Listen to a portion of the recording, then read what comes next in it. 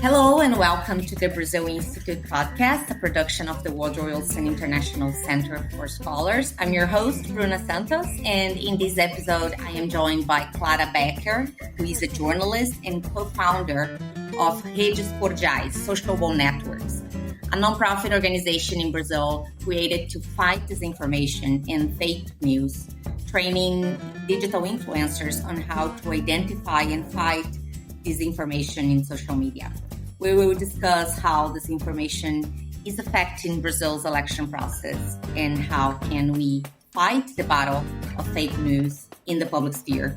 So, Clara, thank you so much for joining us. Thank you for inviting me, Bruna. So, Clara, my first question is, we had 4 years to prepare for this election after the election in 2018. And we can say that today the country has more professional fact checkers. We see that social media platforms are building literally war rooms to monitor fake news. And because of initiatives just like Redes Cordiais, the one you created, we see more and more influencers engaged in the battle against misinformation and disinformation. But still, we have a huge number of fake news circulating all over social media and digital platforms in Brazil. So how different is 2022 from when compared to 2018? So, Bruna, a short but incomplete answer to that question would say that in terms of content, in the 2018 elections, the disinformation campaign was dominated by fake news linked to moral and gender issues. And this year, the electoral system itself and democratic institutions are the main targets. So in 2018, we saw false claims that baby bottles with penis-shaped nipples had been distributed in daycare centers by the Workers' Party, or rumors that presidential candidate by then, Fernando Haddad, would create a gay kit to indoctrinate children, and also an avalanche of manipulated images linking the left-wing candidates to communism. And this strategy gave space in 2022 to unfounded complaints about the fairness and the integrity of our electoral system, especially false claims on frauds involving our electronic voting machines, but also conspiracy theories about mainstream media and polls and rumors that the former President Lula will close churches if elected.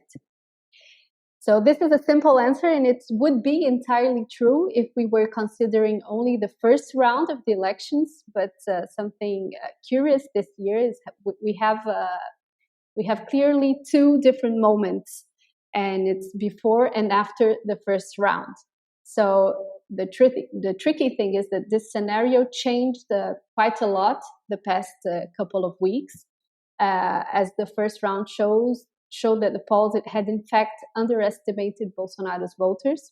The country is more divided than what was foreseen, and Bolsonaro supporters saw themselves closer to a victory, and Lula's supporters became desperate with a higher chance of a defeat. And that was when things started to get a lot much nastier. And if in the first round we were mainly seeing attacks to democratic institutions, the second round, the moral and religious fake news we saw in 2018 came back strongly, but with the novelty that for the first time, the Brazilian left wing actually adopted disinformation as a necessary campaign strategy, which should be used, which is being used as a weapon by the conservatives. They are using it as well. Just a last quick remark regarding the format of the disinformation that changed as well. In 2018, we had mainly memes and manipulated images circulating in WhatsApp. And this year, we have more videos circulating, links inside that or embedded videos inside WhatsApp as well. And this makes things more complicated because they are much harder to fact check, since the fact checkers sometimes have to watch like a 2-3 hour live show to check one false allegation. And should YouTube remove an entire video because it has a 30-second false allegation claim? Yeah, it's interesting that in this election we saw a number of fake news with religious appeals, right? As you mentioned, we saw accusation of Satanism, cannibalism, but we saw as well that those strategies and are we see in both campaigns. But what's different in terms of strategies and tactics from Lula to Bolsonaro?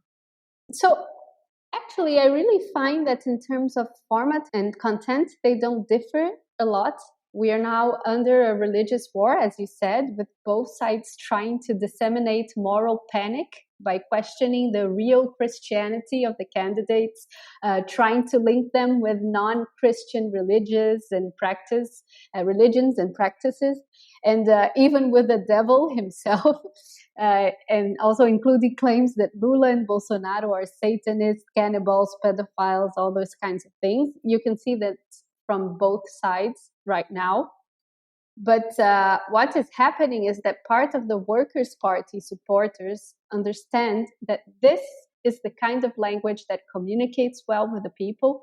And truth be told, it's a strategy that has clearly been working for their opponents for the last years. So some people do defend that in this war of narratives, every weapon to take an anti-democratic candidate from power can and should be used. And what they do differ a lot is on like a methodology and capillarity and experience, because Bolsonaro's digital strategy is very organized. They've been doing that for quite a while now. They have thousands of groups on Telegram, WhatsApp. They have a central command. So they really have methodology and capillarity and organization, this know-how. And this is an entirely new field and the strategy for Lula's supporters. So they are not as professional as Bolsonaro's supporters. And what's your opinion on the Supreme Court fake news inquiry, which has been in place since 2019, and how it's being conducted? And also, I wanted to hear your thoughts about how Brazil's electoral court is acting during the campaign, especially after the recent resolution that granted itself to the court the power to moderate content.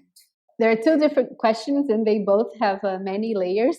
So let's start with the inquiry. First of all, countries worldwide are struggling on this matter. It's who gets to decide what is true or false? Definitely not the government. We are seeing authoritarian countries that have criminalized the spread of fake news only to use it as another form of censorship and to threaten journalists. And Brazil is a recent democracy. It wasn't that long ago that we lived under censorship.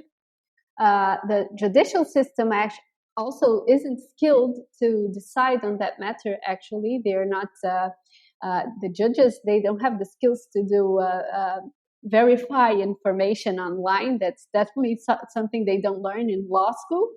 And so could a pool of fact checkers decide whether information is true or false? Don't believe that would work either. So that's a problem with worldwide and with no solution so far. But that said, I believe that yes, the state has to investigate and to asphyxiate financially criminal disinformation networks that are acting to manipulate the public opinion in election results. There's quite a lot of investments and profit with false content, and the follow the money strategy seems to be a good one.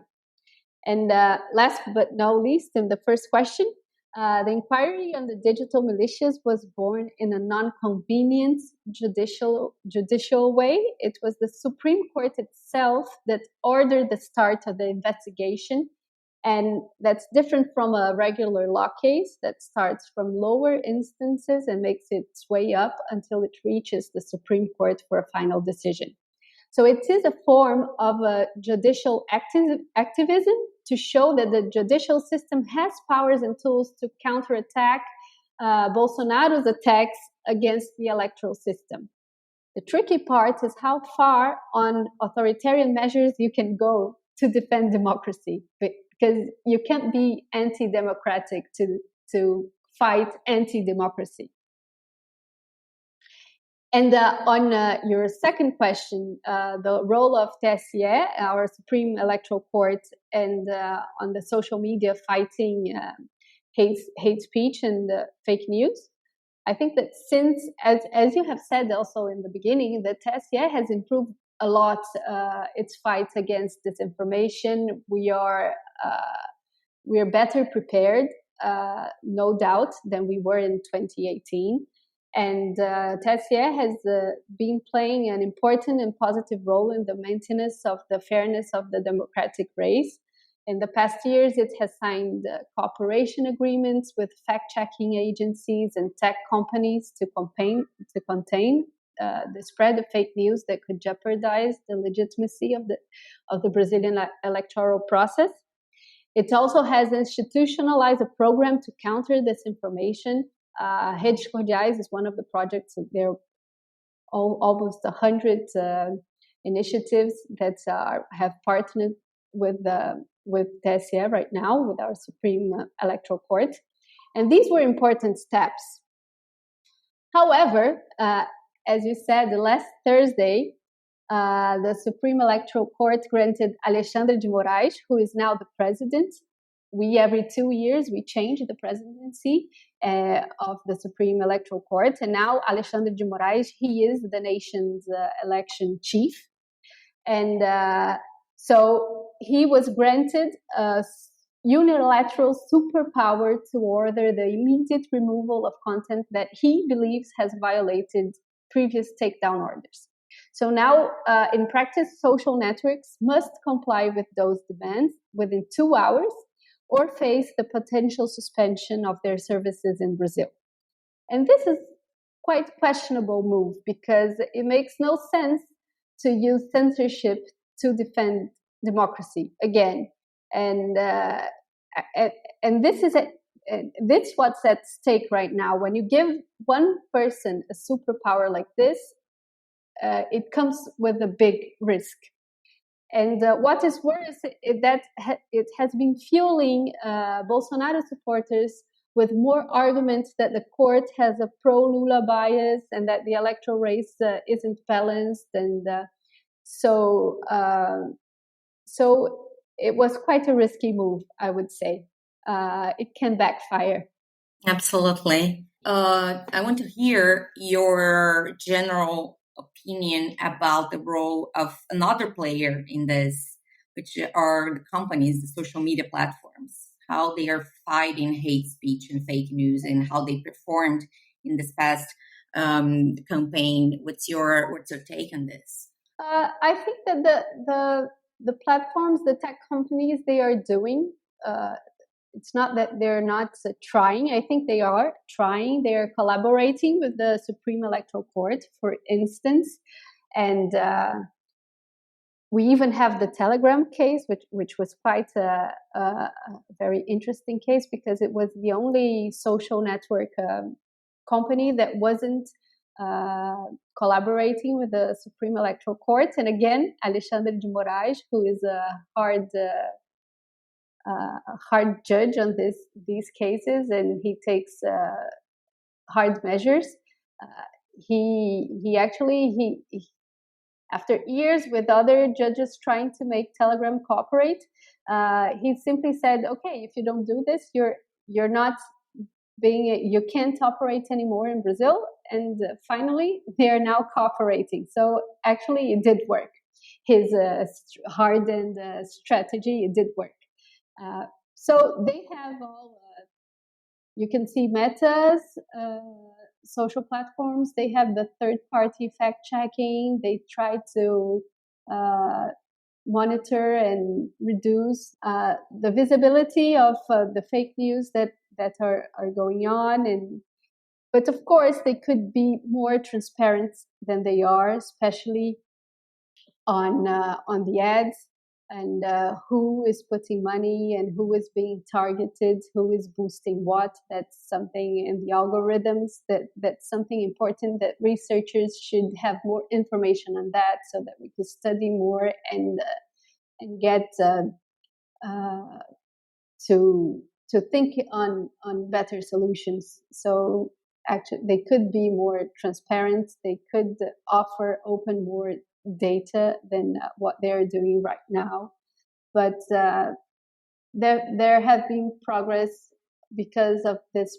They were pressured by the government and especially the Supreme Electoral Court, and they have been collaborating much more than what they did in the past. On your final remarks, what do you think? Are we going to be better, in a better place in 4 years? In 4 years, another presidential election. You think we're going to be better in terms of navigating truth and lies and how to fight disinformation? What do you expect? I'm optimistic. There was a time in Brazil where the electoral race wasn't fair at all, and we got a load in television, and we got a load more better on that, and we did improve and make it until we made it really fair.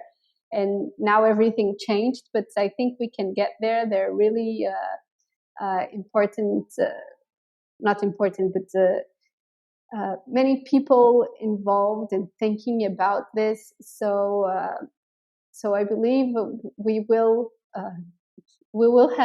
see some progress in that area, even though it's not obvious. It's really hard. I've been studying it for quite a while now, and sometimes you get a bit desperate and you see no light in the end of the tunnel. But sometimes you think we are going to get there. But the thing is, and I personally think that disinformation is a symptom of a polarized society, not the cause, although it does contribute to further divide societies.